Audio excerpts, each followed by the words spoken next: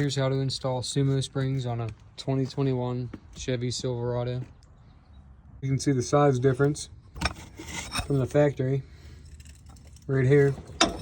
Being that I have the trail boss, I'm going to use the spacer too because I have that extra lift. Definitely a size difference, huh? In the package, they give you 2 different size bolts and some Loctite, depending on if you use a spacer block or not. The new bolts are 11/16 head. Factory bolts are a 10mm head. I'm just using a short socket on a little extension. Just put your ratchet right up in the bottom of the factory bump stop and go ahead and loosen it right from the frame. There's just a nut welded inside the frame. That's what the factory bump stock looks like whenever it's gone. Just got a 10mm bolt in there, like I said, with some big fat threads on it. The new bump stops are going to have a bigger well, so you can get that big fat 11/16 head in there. So put your bump stop, then your steel plate, and then your riser block if you're going to use it. Don't put the riser right on the fender, it'll sink right in.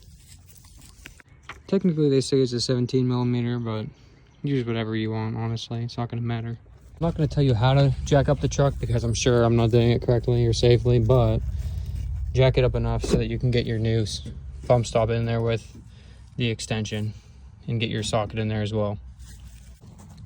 Now I'm using a short socket with a long extension. Just get it in there and tighten it up until you think it's not going to fall off.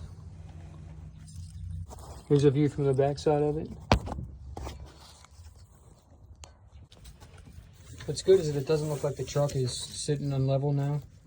And you can see that's just about touching, just hardly, if at all, which is just perfect.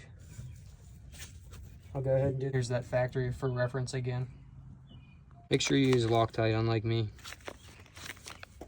Little tip, if you want to be smarter than me, go ahead and put some PB Blaster down in this hole and try to coat the threads on the inside. I can feel them right here from this. Because if you have any, well, this truck's pretty clean.